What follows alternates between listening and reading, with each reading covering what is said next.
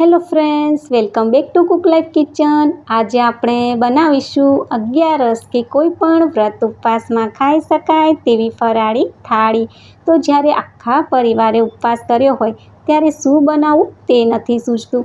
તો આજે આપણે ઘરની સિમ્પલ સામગ્રીમાંથી ખૂબ જ ઓછા સમયમાં અને ઓછી મહેનતે આ ફરાળી થાળી બનાવીશું, જે ઘરમાં બાળકોથી લઈ મોટા બધાને બહુ જ ભાવશે. તો ચાલો રેસીપી શરૂ કરીએ. તો હવે સૌથી પહેલાં ફરાળી થાળીમાં આપણે બટાટાનું રસાવાળું શાક બનાવીશું. તો એના માટે અહીંયા મેં 5 થી 6 જેટલા મીડિયમ સાઇઝના બટાટા લીધા છે. બટાટાને મેં પહેલાં ધોઈ લીધા છે.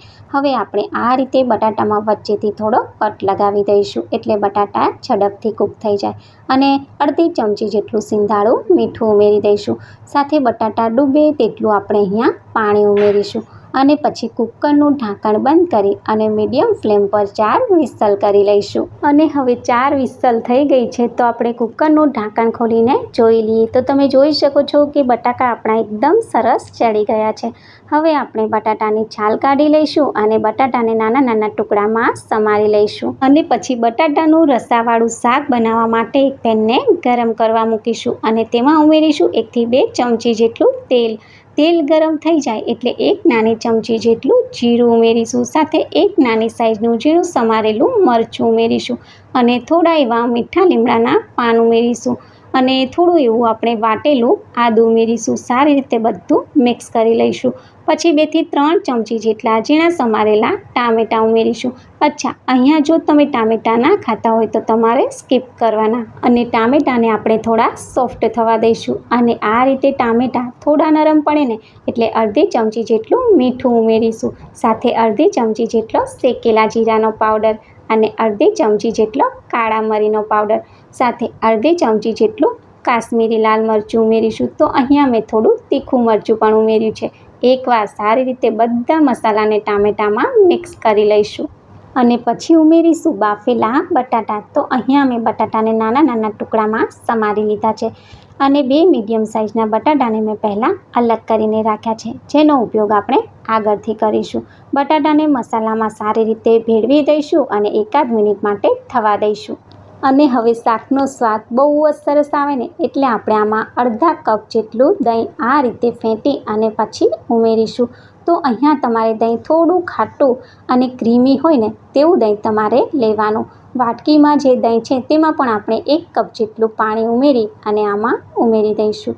અને હવે એક જ ડાયરેક્શનમાં આપણે શાકમાં દહીંને સારી રીતે મિક્સ કરી લઈશું, જેથી ગરમ શાકમાં દહીં ઉમેર્યા પછી તે ફાટી ના જાય. હવે આ રીતે બધું મિક્સ થઈ જાય ને પછી આપણે આમાં અડધા કપ જેટલું ફરીથી પાણી ઉમેરીશું. તો તમારે અહીંયા રસો જેવો જાડો કે પાતળો જોતો હોય તેવું તમારે અહીંયા પાણી ઉમેરવાનું. સારી રીતે મિક્સ કરી લઈશું અને થોડી વાર માટે ગરમ થવા દઈશું. અને થોડી વાર પછી તમે જોઈ શકો છો કે શાક સરસ મજાનું ગરમ થઈ ગયું છે. તો હવે આ સમયે ઉપરથી આપણે થોડા ઝીણા સમારેલા લીલા ધાણા ઉમેરી દઈશું. તો હવે આ એકદમ ગરમા ગરમ ફરાળી બટાટાનું રસાવાળું શાક બનીને તૈયાર છે. અને હવે આપણે બનાવીશું રાજગરાના લોટની ફરાળી મસાલા ભાખરી. તો અહીંયા આપણે 1 કથરોટમાં 2 કપ જેટલો રાજગરાનો લોટ લઈશું. તો અહીંયા મેં લોટને પહેલાં ચાળી લીધો છે. હવે તેમાં આપણે સ્વાદ પ્રમાણે સિંધાલું મીઠું ઉમેરીશું અને અડધી ચમચી જેટલો શેકેલા જીરાનો પાવડર, સાથે 1 ચમચી જેટલા સફેદ તલ ઉમેરીશું અને અડધી ચમચી જેટલો કાળા મરીનો પાવડર અને 1 ચમચી જેટલું આપણે વાટેલું આદું ઉમેરીશું. સાથે થોડા એવા ઝીણા સમારેલા ધાણા ઉમેરીશું અને 1 નાની ચમચી જેટલું કાશ્મીરી લાલ મરચું, સાથે 1 મીડિયમ સાઇઝનું બટાટું મેં બાફીને ઉમેર્યું છે. અને હવે એકદમ સારી રીતે બધા મસાલા અને બટાટાને લોટમાં મિક્સ કરી લઈશું.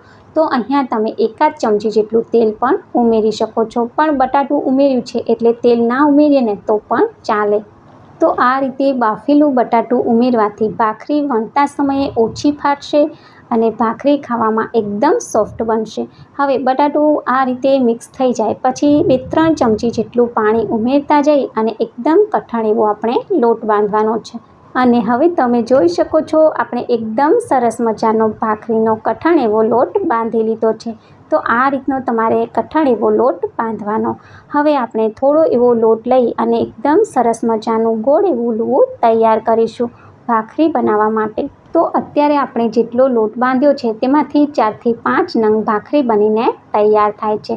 હવે આપણે આ રીતે પાટલી પર પ્લાસ્ટિકની બેગ રાખીશું અને પછી આ રીતે રાજગરાના લોટમાં લુવાને કોટ કરી અને પછી એકદમ સારી રીતે ભાખરીને વણીશું. તો આ રીતે વણતા સમયે ભાખરી કિનારીઓથી થોડી ફાટશે, તો તમારે તેને સરખા કરતું જવાનું અને ભાખરીને વણતા જવાનું. તો આપણે બટાટું ઉમેર્યું છે એટલે એના મોઇશ્ચરને કારણે ભાખરી વણતા સમયે વધારે ફાટશે નહીં. થોડી ઘણી કિનારીઓથી તે ફાટશે, તો આપણે તેને ઠીક કરતા જઈશું અને વણતા જઈશું. તો અહીંયા તમે જોઈ શકો છો આપણે ભાખરીને એકદમ સરસ મજાની વણી લીધી છે અને એને વધારે જાડી પણ નથી રાખવાની અને પાતળી પણ નથી રાખવાની. આ રીતે તેની થિકનેસ આપણે રાખવાની છે. આ ભાખરીને આપણે પ્લેટમાં લઈ લઈશું અને હવે આ જ રીતે આપણે બીજી ભાખરી પણ વણી લઈએ. તો વધારે જાડી નહીં અને વધારે પાતળી નહીં, આ રીતે મીડિયમ થિકનેસ આપણે ભાખરીની રાખવાની છે.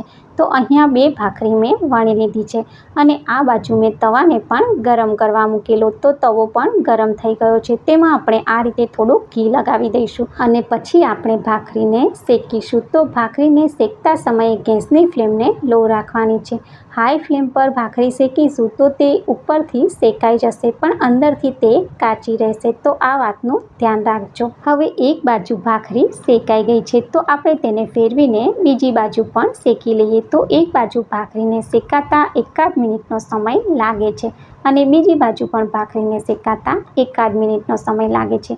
આ રીતે બંને બાજુ ભાખરી શેકાઈ જાય પછી આપણે ઘી લગાવી દઈશું. તો અહીંયા તમે જોઈ શકો છો કે એકદમ સરસ મજાની રાજગરાના લોટની ભાખરી બનીને તૈયાર થઈ ગઈ. આ ભાખરીને આપણે પ્લેટમાં લઈ લઈશું અને હવે આ જ રીતે આપણે બીજી ભાખરીને પણ શેકી લઈએ. તો તમે જોઈ શકો છો કે એક બાજુ ભાખરી શેકાઈ ગઈ. ઉપરથી આપણે ભાખરી પર થોડું ઘી લગાવી દઈશું.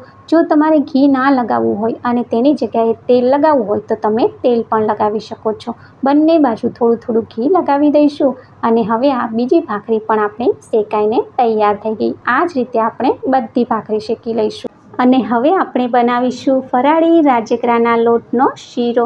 તો સૌથી પહેલાં વાસણમાં 2 વાટકી ભરી અને પાણી ઉમેરીશું અને પાણીને એકદમ સારું ગરમ થવા દઈશું અને બીજી બાજુ આપણે એક કઢાઈને ગેસ પર ગરમ કરવા મૂકીશું અને તેમાં ઉમેરીશું અડધી વાટકી ભરીને ઘી અને ગેસની ફ્લેમને એકદમ લો રાખીશું.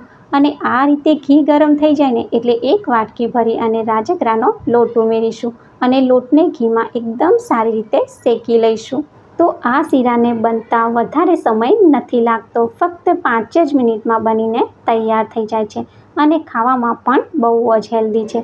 તો આ રીતે કન્ટિન્યુ લોટને શેકાતા લગભગ 2 થી 3 મિનિટનો સમય થઈ ગયો છે અને આ બાજુ આપણે જે પાણીને ગરમ કરવા મૂકેલું તે પણ ગરમ થઈ ગયું છે. તો હવે આપણે ગેસની ફ્લેમને બંધ કરીશું અને આ બાજુ આપણો લોટ પણ શેકાઈ ગયો. તો લોટ શેકાવાની એકદમ સરસ સુગંધ આવે, લોટમાં જાળી પડે અને લોટનો કલર આ રીતનો ચેન્જ થાય એટલે સમજવાનું કે લોટ એકદમ સરસ શેકાઈ ગયો. તો હવે આ સમયે આપણે જે પાણી ગરમ કરીને રાખેલું ને તે આમાં ઉમેરીશું. તો એક સાથે પાણી નહીં ઉમેરવાનું, નહીંતર લોટમાં ગાંઠા પડી જશે. તો થોડું થોડું પાણી કરી ઉમેરતા જઈશું અને આ રીતે મિક્સ કરતા જઈશું. તો લોટ થોડી જ વારમાં બધા પાણીને એબ્ઝર્વ કરી લેશે અને આ રીતે લોટ બધા પાણીને એબ્ઝર્વ કરી લે ને પછી જ આપણે આમાં મીઠાશ ઉમેરવાની છે.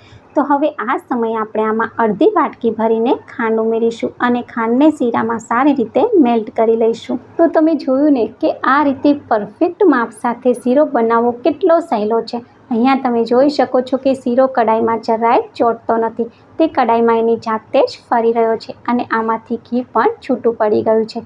તો હવે આપણો રાજગરાના લોટનો શીરો બનીને તૈયાર છે અને હવે આપણે બનાવીશું ફરાળી સાબુદાણાની ખીચડી. તો આ ખીચડી બનાવવા માટે મેં પહેલાં સાબુદાણાને 4 કલાક માટે પલાળી રાખેલા અને અહીંયા તમે જોઈ શકો છો સાબુદાણા આપણા એકદમ સરસ પલળી ગયા છે. તો હવે આપણે આ રીતે એક નોનસ્ટિક કઢાઈને ગેસ પર ગરમ કરવા મૂકીશું અને તેમાં ઉમેરીશું 2 થી 2.5 ચમચી જેટલું તેલ. તો તેલ તમે થોડું વધારે કે ઓછું લઈ શકો છો. 1 નાની ચમચી જેટલું જીરું ઉમેરીશું, સાથે થોડા એવા ઝીણા સમારેલા લીલા મરચાં અને થોડા મીઠા લીમડાના પાન ઉમેરીશું અને પછી 1 ઇંચ જેટલો આદુનો ટુકડો આ રીતે આપણે છીણીને ઉમેરીશું. તમે વાટીને પણ ઉમેરી શકો છો. સારી રીતે મિક્સ કરીશું અને પછી એક નાની સાઈઝનું સમારેલું ટામેટું ઉમેરીશું અને ટામેટાને પણ વઘારમાં સારી રીતે મિક્સ કરી અને થોડી વાર માટે તેને સોફ્ટ થવા દઈશું. તો ફ્રેન્ડ્સ, અહીંયા તમે કોઈ મસાલો કે ટામેટાં ના ખાતા હોય તો તેને તમારે સ્કીપ કરવાનું. અહીંયા ટામેટાં થોડા નરમ પડી ગયા છે.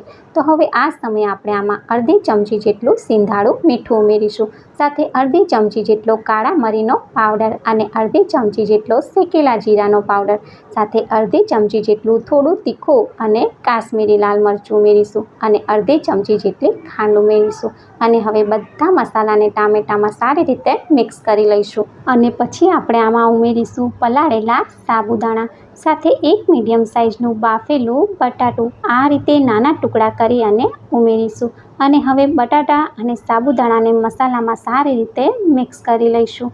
તો એકદમ હળવા હાથે મિક્સ કરીશું જેથી આપણા સાબુદાણા એકદમ છૂટા છૂટા રહે અને આ રીતે સાબુદાણા બધા મસાલામાં સારી રીતે ભળી જાય ને પછી આપણે આને ઢાંકણ ઢાંકીને 2 થી 3 મિનિટ માટે થવા દઈશું. અને હવે થોડી વાર પછી ઢાંકણ ખોલીને જોઈએ ને તો સાબુદાણાની ખીચડી બનીને તૈયાર છે.